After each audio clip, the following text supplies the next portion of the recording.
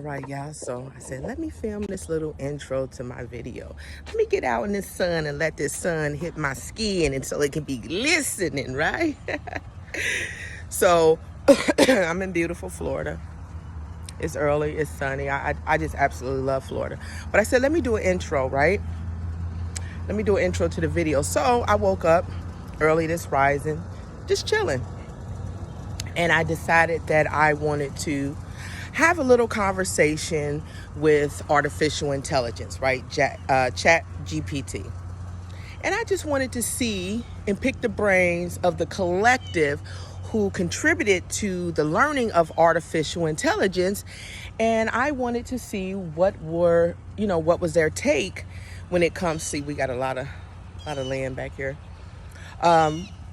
What would they take on what's called Black Native Americans? And when I say Black, I am strictly talking about skin color, right? Strictly talking about skin color because Black is not a nation. We know we can't find a nation anywhere. We know that there are indigenous people who have dark skin, just like me, right?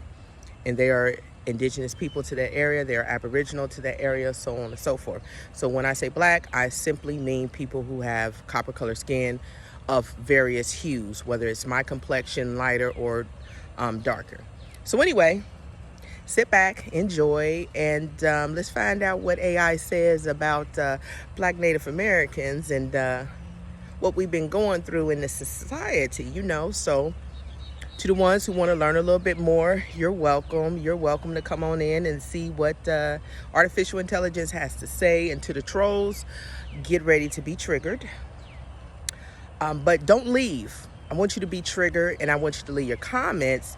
That way we can see your mindset and see exactly why you think the way that you think.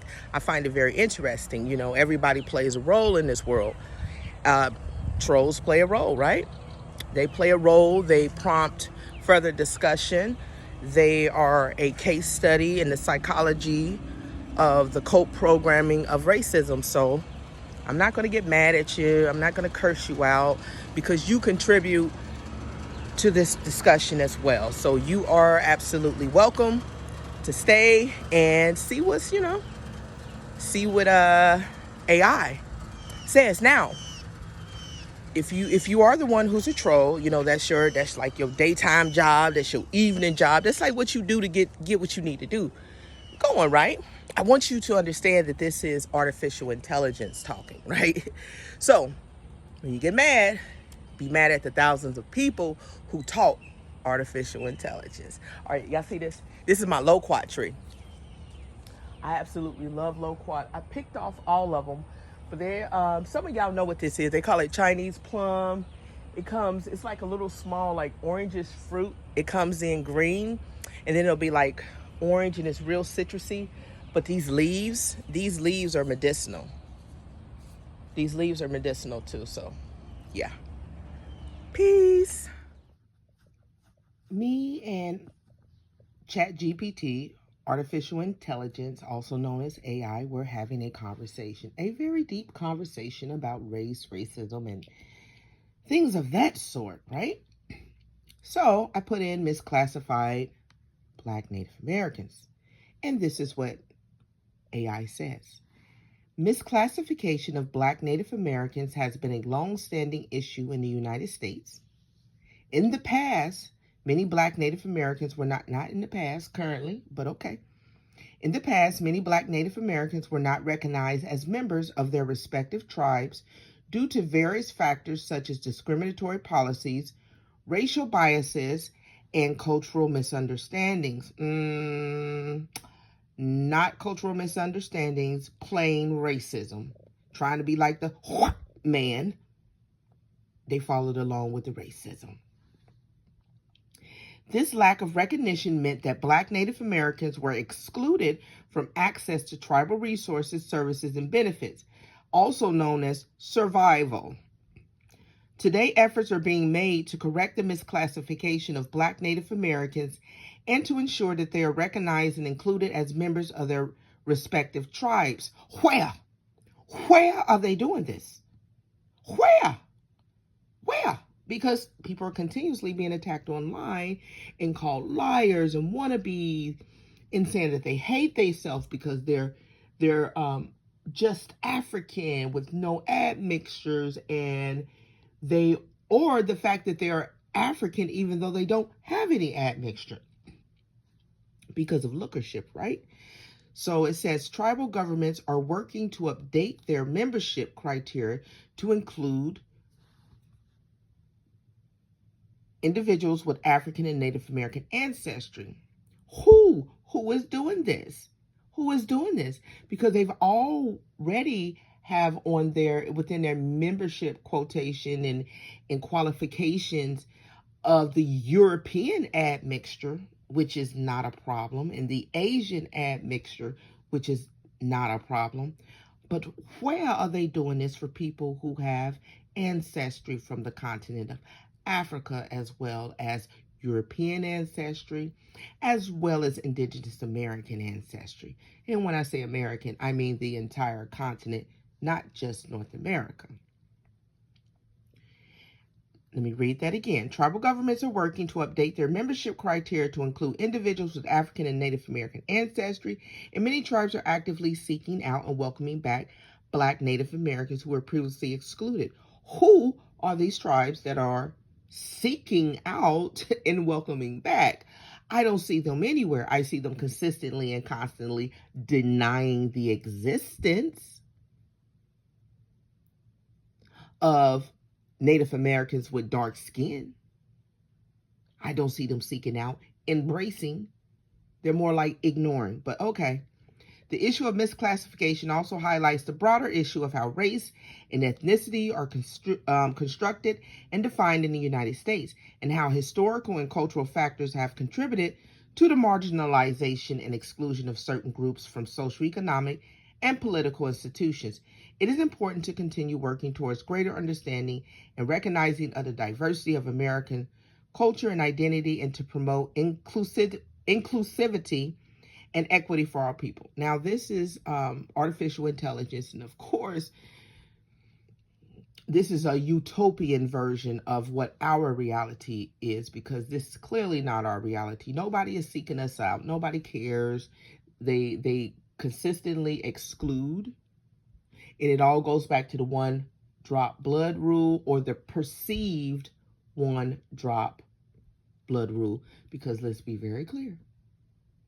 All indigenous people upon this earth started out with dark skin. All. Okay, so me and AI, artificial intelligence, is still chopping it up about real stuff, right? You can get more of a conversation from AI than some of these human beings walking around here, but okay. I said, why are Black Native Americans, and when I say Black, I am talking about skin color. There's no nation called Black, so this has nothing to do with nationality.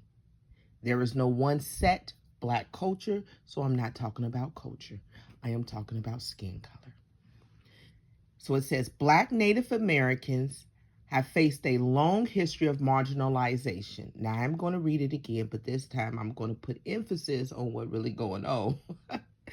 Black Native Americans have faced a long and still going history of marginalization, exclusion, and discrimination in the United States. This is due in part to a history of racial hierarchies and biases that have prioritized white European American culture and have excluded or devalued other cultures and identities, including those of Native Americans and Black people. Black Native Americans have been ostracized and excluded from both Black and Native American communities. Facts, all facts. In some cases, this has been due to cultural misunderstandings or conflicts between different groups. For example, some Native American tribes have a complex history with slavery and have struggled with how to incorporate Black members who may have descended from enslaved people with their communities. They don't struggle with that. They are following their adoptive brothers and sisters, the white Europeans, They're following in suit with what they do so that they can continue to get scraps from that table. All right. Black members who have descended from enslaved people. No, no, no, no, no. We talking about skin color. And everybody wasn't enslaved, okay? Everybody wasn't enslaved. Indigenous people come from North, South, and Central America and the islands. The further down south you go, the darker the skin color get. You ain't saying they was enslaved, but I digress. Similarly, some black communities have not fully accepted black Native Americans due to their Native American ancestry. This is going to be true because the first thing you get is, what, you think you better than us? You're like, that's not what this is about at all. I'm just embracing my ancestors. Additionally, black Native Americans have often been denied access to tribal resources, services, and benefits due to their lack of official recognition as tribal members due to racism. This has resulted in economic, social, and political marginalization, which has further exacerbated their ostracism. Facts, and that's why you get members from the Lakota who are wild and racist, and the rest of them talking the most ish online. That's why they come up with a fake pretendian list and everything else. But okay, yeah. All right. Me and AI, we there on some of these things. You know, they kind of got it right here. Okay, it says, it is important to work towards greater understanding and acceptance of the diversity of American culture and identity, and to promote inclusivity and equity for all people, including black Native Americans. Black, when I say black, we talking about skin color, y'all. Skin color. This includes recognizing the unique challenges and experiences faced by this population and working to address systemic barriers to their inclusion and participation in society. At this point, many of us only want what's due to us: our land, our resources, our funds, our guap, our lucci, okay? Money, our money that we have been excluded from. We don't really want to be bothered with these people who are so ingrained with racism that they would make our experiences and the experiences of our children horrible and trauma-inducing. So it's not like we just running up behind people to accept this. No. Y'all need some deprogramming, the cult of racism deprogramming. Yeah, y'all need that. We just want our resources, the things that we've been excluded from. Okay, y'all, this one is a little bit long because I asked this. What debt do the U.S. owe to black Native Americans? And AI went in. The U.S. owes a significant debt to black Native Americans for a history of systemic oppression, exclusion, and exploitation. This debt includes, but is not limited to: 1, land theft and displacement. Native American tribes were forcibly removed from their ancestral lands, and black Native Americans were often excluded from tribal land ownership and denied access to resources. The U.S. government policies of forced relocation and land allotment programs such as the Dawes Act resulted in the loss of millions of acres of Native American land. Billions, actually. Enslavement and forced labor. Black Native Americans were enslaved by both Native American tribes and white European American settlers. They were often forced to perform labor without compensation, and their labor was essential in building the economic foundations of the United States. Cultural genocide. The U.S. government implemented policies of cultural genocide against Native American tribes, including the forced assimilation of Native American children into white American culture through boarding schools, which often involved physical, emotional, and sexual abuse. Economic exclusion and discrimination. Black Native Americans have faced discrimination in employment, housing, education, and other areas due to their dual identity. They have been excluded from tribal resources, services, and benefits, and have been denied equal access to economic opportunities. Intergenerational trauma. The effects of historical trauma have been passed down through generations of Black Native Americans, resulting in ongoing health and social disparities, such as high rates of poverty, unemployment, and health disparities. Addressing this debt will require a comprehensive and sustained effort to address systemic racism and inequality, including policies that promote economic, social, and political inclusion for Black Native Americans. This may include efforts to provide reparations, support for cultural revitalization, and policies that promote greater access to resources and opportunities. I want to take this time to say salute to our brothers and sisters out there who are standing up for who they are culturally, who their ancestors are, who are saying boldly, despite all the attacks from whites, from people who identify as Black, although many have Native American ancestry as well as European, and from these racist, federally recognized tribes who continuously act as if people of color who are Native American do not exist, who continuously act like the only way you can be Native American and have dark skin is because you are from an enslaved union, right? The gaslighting that we continuously receive on this subject is disgusting. So salute to you guys who are staying strong despite all of the stuff I know y'all go through, particularly if you are teaching online. All of the threats, all of the private messages that cause you the most derogatory things, everything but a human with a right for your own self-identity, right? Salute to you and keep going, because what they want us to do is to remain silent. All abusers want you to remain silent on important matters, and they want you to remain silent when it comes to the matter of the abuse that you're enduring. All right, so I asked AI another question. I said, who created the Dawes Rolls, right? So y'all know how Black folks love a King James Version? Like, it must be King James Version. It can't be the New International Version or nothing else. Well, racist Native Americans love them some Dawes Rolls. And they say, if you ain't on these rolls, then you ain't Native American. No, they Native American because they on these rolls. Okay. Well, AI says this. Now, we know that it wasn't in the 19th and early 20th century. It was more like 1898 to 1907. And I think they added some names in 1914. But it was created by the United States government right now. With that being said, my great-grandparents were born before the Dawes Rolls was created.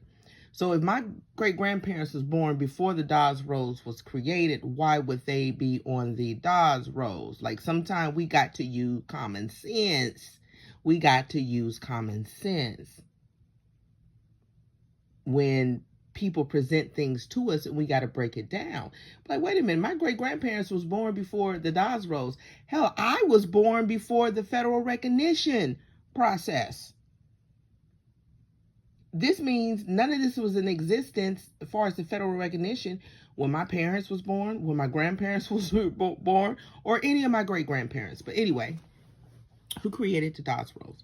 Now, we know these numbers are not correct, but it says that the Dawes Rolls were created by the United States government in the late 19th and early 20th centuries as part of an effort to assimilate Native American tribes into American society and culture. By American, they mean white culture. The rolls were named after Senator Henry L. Dawes of Massachusetts, who authored the General Allotment Act of 1887, also known as the Dawes Act. Under the Dawes Act, Native American lands were divided into individual parcels that were allocated to individual tribal members with the goal of encouraging farming and assimilation into white American culture. Now, we do know that Black Native Americans were excluded from receiving these land allotments. Only a few, but the ones that did not decide to travel into enemy territory to be set up over there in Oklahoma, which was created in the 1900s, didn't get anything. To accomplish this, the government created the Dawes Commission in 1893 to establish tribal membership roles and to determine eligibility of individuals for allotment of land. So, what that means is if you didn't leave your ancestral land that had the bodies of your ancestors buried within the ground, because you know that's how we buried our ancestors. We buried them on a farm. We had a plot of land back there, and we buried our ancestors where we lived at. If you didn't want to leave that and track by foot across enemy territory with other warring tribes who didn't like you and be set up in some unknown location, then you were screwed. Okay, many of us had sense. We didn't go. To accomplish this, the government created the Dawes Commission in 1893 to establish tribal membership roles and to determine the eligibility of individuals for allotment of land. The Dawes roles were the result of this effort, and they became the official record of tribal membership for many Native American tribes. However, the process of creating the roles was often flawed and inconsistent, and many Native Americans were incorrectly identified or excluded from membership. We know who got excluded, right? Copper colored skin got excluded. We also know that whites bought their way onto the rolls, and this is why you have the Cherokee looking like the Cherokee. $5. $5 is all it took to get your name on the roll so you can get them resources. Because trust and believe, it was all about resources. Didn't care nothing about your culture. Didn't care nothing about having a connection to the land. It was just another way to grasp at resources. Today, the Dawes rolls continue to be a source of controversy and debate, as they are seen by some as a tool of forced assimilation and cultural erasure, while others view them as an important historical record of tribal membership and identity. And people who view them as a historical record of tribal membership and identity have been successfully brainwashed by the cult of colonization, and they are continuing the genocide of indigenous people, and they have aligned themselves with our oppressors. So people who spew this Dawes rolls, they telling you where their loyalty is. Pay attention to them and stay away from them. All right, and this is what AI says about the Baker roll. This is for the ones who like to exclude dark-skinned Cherokees, right? On my father's side, straight Cherokee. Kentucky, Georgia, Tennessee, right? These are the ones who, if you don't present as European, they tell you you can't be Cherokee. But okay. I asked who created the Baker roll. And wouldn't you know it, another European created this roll. None of these rolls were created by indigenous people, yet they are held as the holy grail of indigenous identity in North America. That's a shame. The Baker roll, also known as the final rolls of the Eastern Cherokee, was created by the U.S. government in 1907. Notice how all of these things were created by the U.S. government, right?